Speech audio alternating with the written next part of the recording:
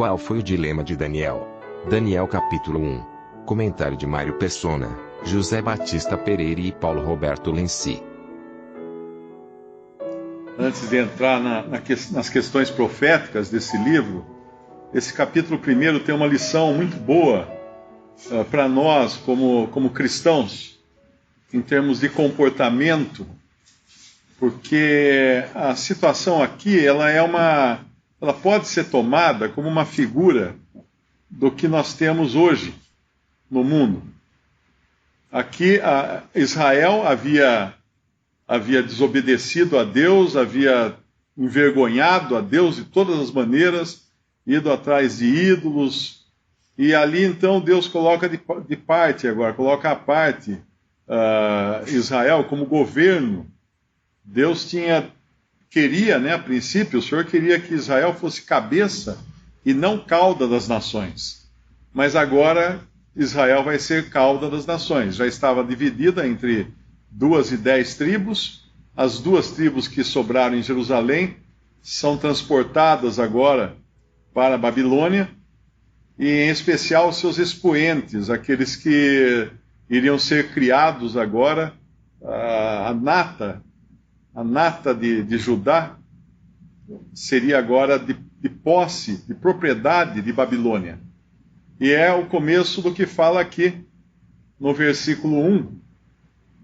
No 3º ano do reinado de Joaquim, rei de Judá, veio Nabucodonosor, rei da Babilônia, a Jerusalém e a sitiou, e o Senhor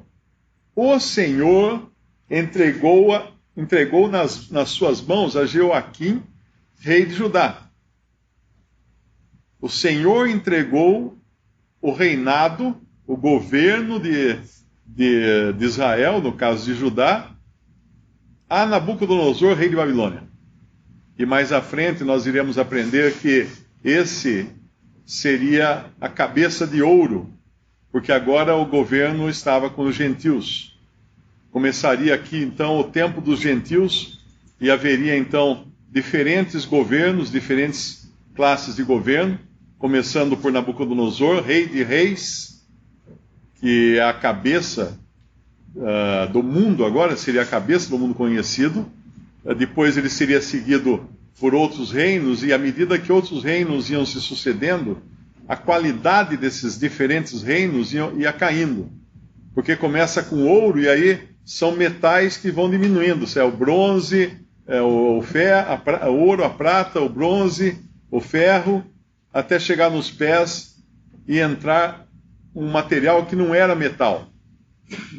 Porque os metais falavam de governo, de autoridade, mas aí entra o barro nos pés e nos dedos da estátua do sonho de Nabucodonosor. Então aqui era o começo do tempo dos gentios, esse tempo no qual nós estamos ainda até hoje. E era a Babilônia, então, a dona do tempo dos gentios. E hoje nós vivemos num mundo quando a igreja chegou a tal ponto de rejeição das verdades da sã doutrina, que é assim que nós formos tirados da terra, o que sobrar, que vai ser a cristandade oca de cristãos, sem cristãos, mas apenas com a forma de cristandade, ela ficará nas mãos de Babilônia. Ela será a própria Babilônia. Então tem muito a ver com o que nós vemos hoje, isso que nós vamos ler aqui nesse primeiro capítulo do livro de Daniel. O rei de Babilônia vai escolher alguns jovens, aí na faixa dos 15, 16, 17 anos, que são esses Daniel e os amigos dele, mas a intenção do rei de Babilônia é transformar esses jovens em jovens da Babilônia, em caldeus.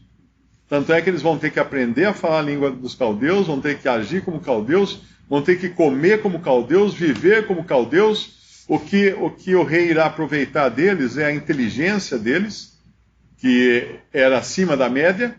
Isso é falado no versículo 4. Jovens em quem não houvesse defeito algum, formosos de aparência, instruídos em toda a sabedoria e sábios em ciência, e entendidos no conhecimento. e que tivesse habilidade para viver no palácio do rei, a fim de que fossem ensinados nas línguas e nas letras e nas línguas dos caldeus. Então seriam jovens nobres.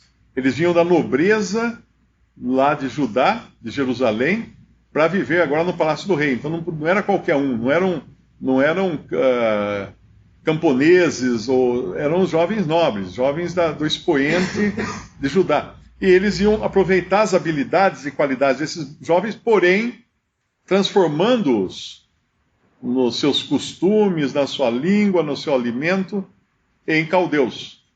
E aí nós vamos ver aqui o grande dilema de Daniel, que vai surgir logo nesse primeiro capítulo, porque ele não vai querer comer a comida de Babilônia. Na verdade, ele não está recusando porque era uma comida ruim. Talvez quando Daniel foi tirado da casa de seus pais, lá em Jerusalém, ele pudesse pensar, agora acabou minha vida, vão me jogar num calabouço, eu vou ser transformado num escravo, eu vou ter que remar nos barcos de Babilônia, ou trabalhar no campo, ou quebrar pedra nas pedreiras. Deve ter sido uma surpresa para ele, você saber que ele ia morar num palácio, no próprio palácio do rei. Então ele ia ter do bom e do melhor, não ia ter o pior da terra, ele ia ter o melhor da terra. Mas ainda assim, ele tem um compromisso para com o seu Deus, de não se contaminar, porque a lei dada a Israel exigia determinados alimentos, então ele não quer se contaminar com os alimentos que eram os comidos pelo rei, que eram os melhores que tinha no reino, mas não eram aqueles que Deus havia dito que os judeus deviam se alimentar daqueles alimentos.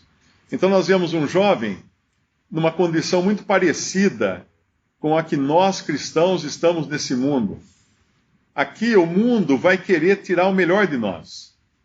Vai querer aproveitar as nossas habilidades, as nossas capacidades e tudo, mas vai querer que a gente aprenda a falar a língua do mundo.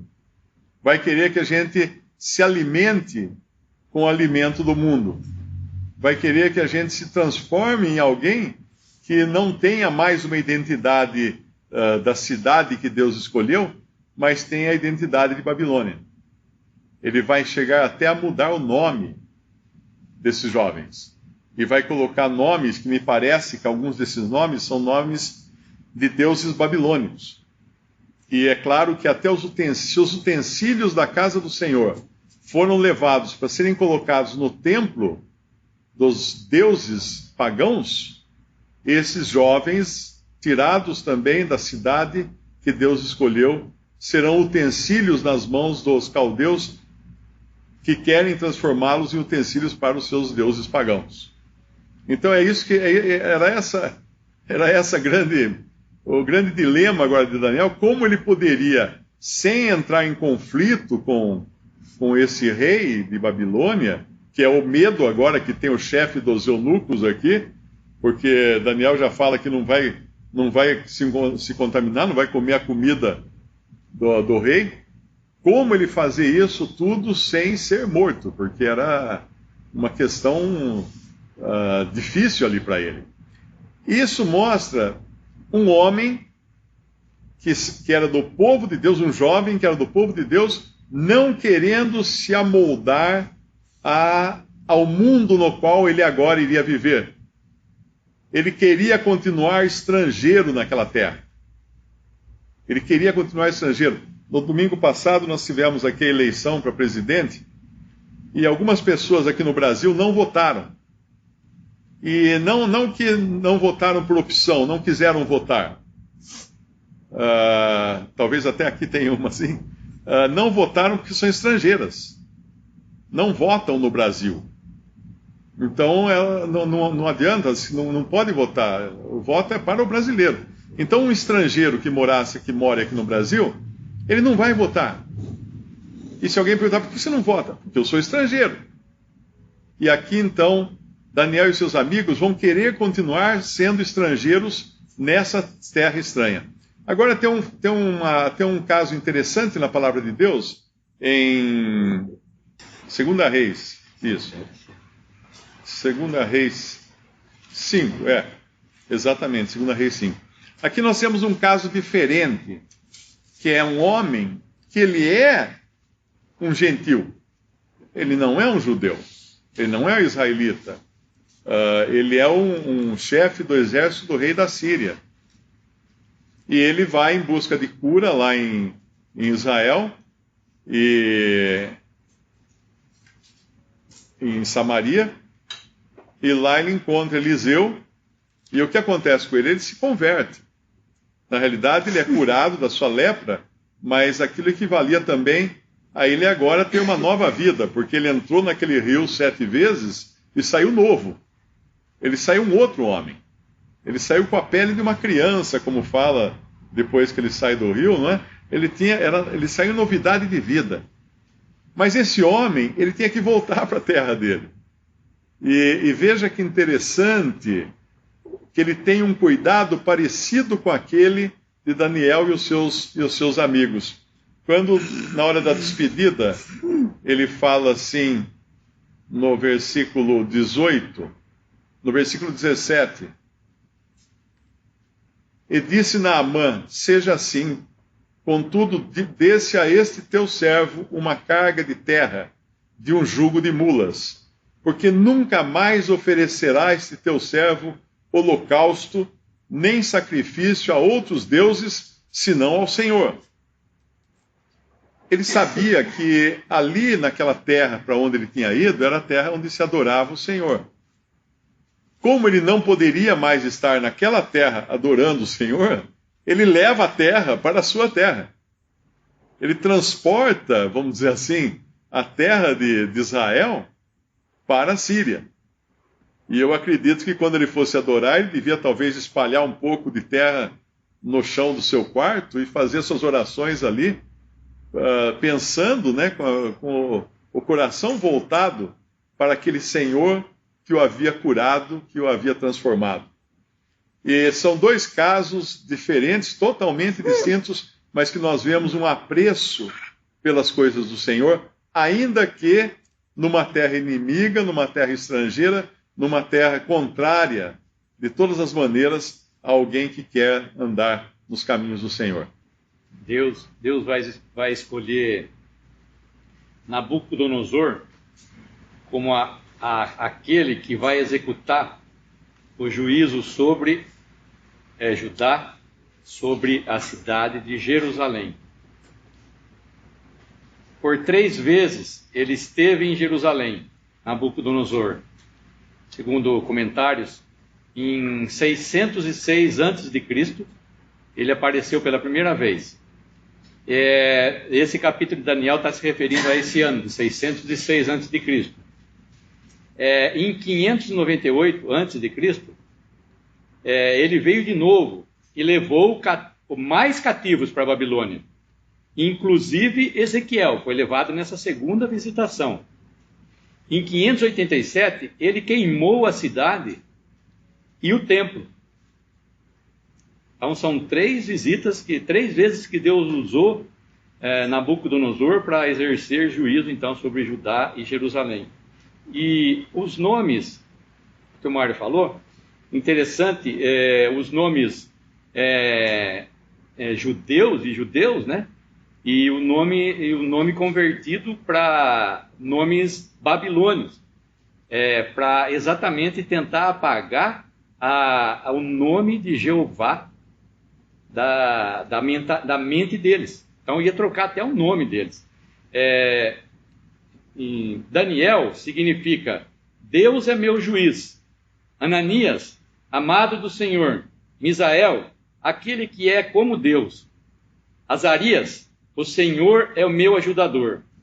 E o nome deles foram mudados para Beltesazar, que é príncipe de Bel, que é um deus babilônio.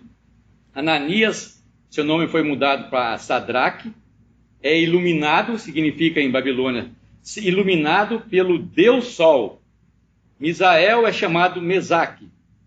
Aquele que é como Shaque, aquele que é como Vênus. E Azarias foi trocado o nome para Abed-nego, o servo de Nego.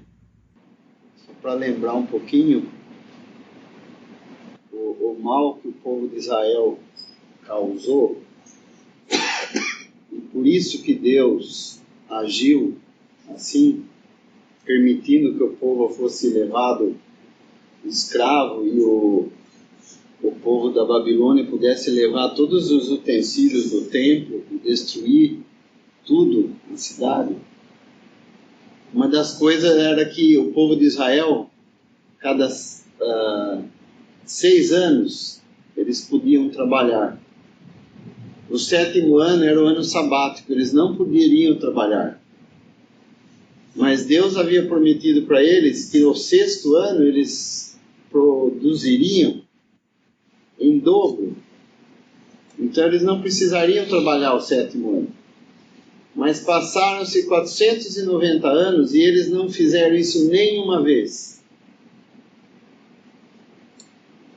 E antes eles quiseram, talvez por ganância, trabalhar esse ano sabático, que deveriam descansar, e para ganhar mais. E Deus foi em paciência aguardando, mas não esquecendo. Até que chegou o dia que Deus falou: agora vocês vão ser levados. Deus envia então os profetas, enviou Jeremias, Ezequiel, e eles passaram até por dificuldades, por estarem falando a palavra de Deus, do juízo de Deus. Mas nós vemos que Deus não esqueceu. E no meio de tudo isso estavam esses jovens aqui que nós estamos lendo. Eles estavam no meio do povo, cujo povo estava desobedecendo a Deus por centenas de anos. E nós não ouvimos falar nada deles até então. Mas aí veio os cercos da Babilônia, eles foram levados cativos, e aqui nós vemos agora acontecer isso. Talvez alguém possa pensar: nossa, que oportunidade, né? Eu tenho agora passar de escravo a comer a comida do rei, a estudar no que tem de mais nas universidades, né? Nas escolas mais importantes do mundo. Mas o que foi que Daniel fez? Ele assentou no seu coração a não se contaminar. E esse é um princípio que Deus nos ensina. Se nós queremos aprender os pensamentos de Deus, se nós queremos aprender a sua vontade, nós temos que assentar nos nossos corações a estarmos separados para Deus. Senão, os homens mais sábios do mundo saberiam, lendo a Bíblia, a vontade de Deus. Mas nós sabemos que não é assim. Deus não dá o seu conhecimento a quem não se reverencia a Ele, a quem não lhe obedece. E foi isso que Daniel fez. Um jovem que os estudiosos falam que deveria estar entre os 12 e 17 anos. E nós vemos que coragem que teve esse jovem de fazer isso. E isso nos dá um pouco de encorajamento e de conforto, vivendo no mundo que nós vivemos hoje. Porque nós podemos muito bem, como eles poderiam, ter desistido. Nós poderíamos falar assim: mas não foi Deus que permitiu que nós fôssemos levados cativos? Agora não tenho que obedecer esse rei? Deus que me colocou aqui. Aos olhos dos homens, isso parece até justo, né, falar. E talvez até alguns dos judeus fizeram isso. Desistiram. E é o que nós vemos e vamos ver, nós sabemos muito bem disso, que a situação espiritual do povo de Deus, da igreja, é a não ser fraqueza, desânimo. Mas nós temos a promessa divina aqui, que se tivermos, como teve Daniel, sentar no seu coração, não se contaminar, nós seremos abençoados. Estaremos conhecendo a vontade de Deus. Deus se agrada fazer isso com aquele. Ele falou que quem me honrar com fé, eu também o honrarei. E esse é um princípio divino, verdadeiro, em qualquer época, inclusive hoje. Eu só ler um versículo em 2 Timóteo, capítulo 2, versículo 20 e 21.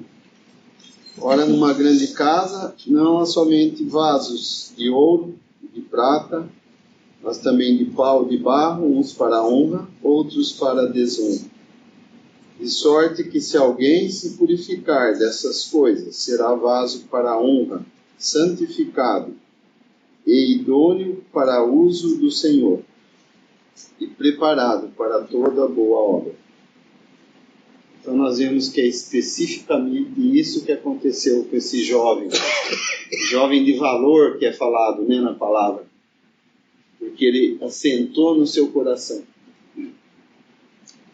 E Deus foi lhe dando as saídas, porque se era uma ordem do rei, assim como ele chama, o eunuco do rei falou, ele estaria pondo a sua cabeça para ser cortada.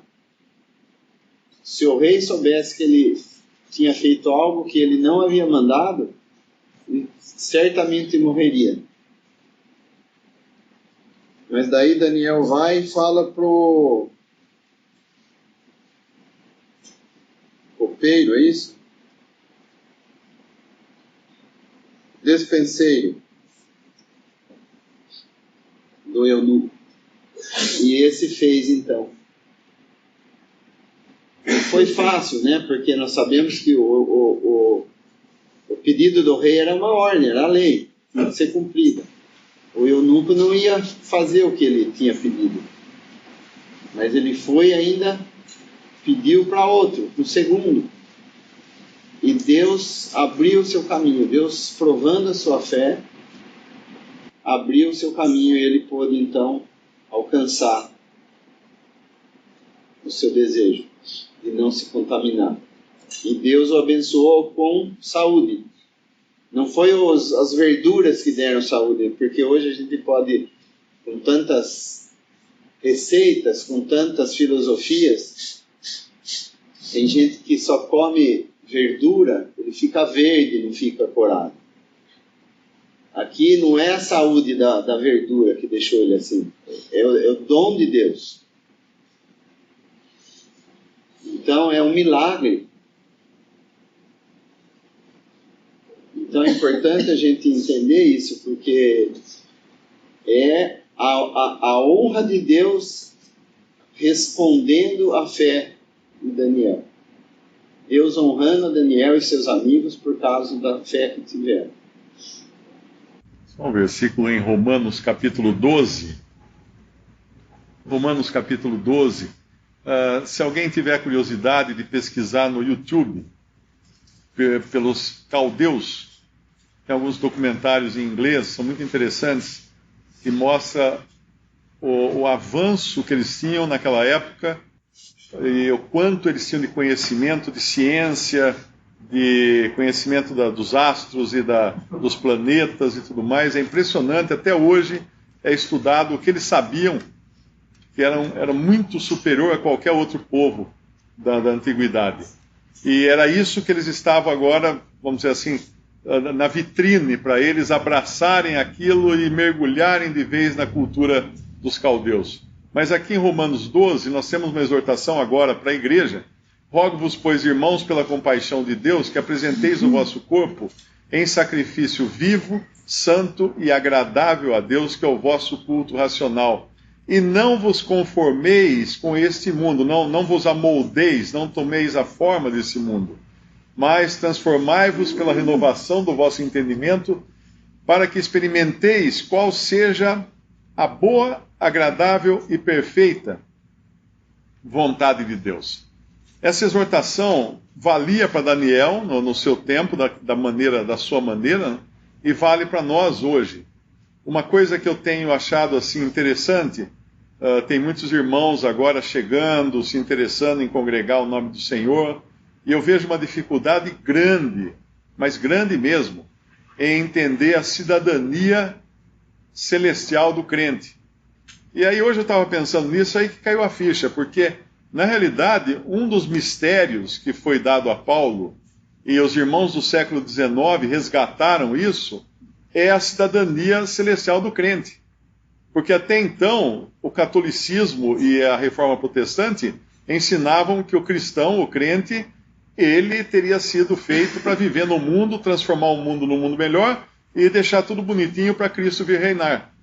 Mas com esse conhecimento desses irmãos do século XIX, de que nós não somos mais cidadãos desse mundo, mas cidadãos celestiais, vem uma série de mudanças no entendimento, uma lavagem na mente, né? Uma mudança de mentalidade em relação ao que nós éramos. Então, muitas vezes nós entendemos que Cristo nos transformou por dentro, mas não entendemos que essa transformação também vale para a maneira como nós olhamos para o mundo hoje. Não mais como um mundo que nós queremos participar dele, melhorá-lo, transformá-lo num mundo melhor, num lugar aprazível, não. Mas enxergar como Cristo enxerga o mundo. Como ele enxergou o mundo quando ele estava aqui, quando ele disse que não rogo pelo mundo. Não rogo pelo mundo. Por quê? Porque o mundo está fadado à destruição. O mundo está destinado já ao fogo. Então não há o que acalentar pensamentos de melhoria aqui nesta vida. E essa mudança de mentalidade é importante porque dela depende entender muitas outras coisas da palavra de Deus e da sã doutrina, que às vezes ficam empacadas naquela mentalidade que muitos que hoje buscam congregar o nome do Senhor, aquela mentalidade que trouxeram das religiões católicas e protestantes, da teologia do pacto. Visite respondi.com.br. Visite também 3minutos.net.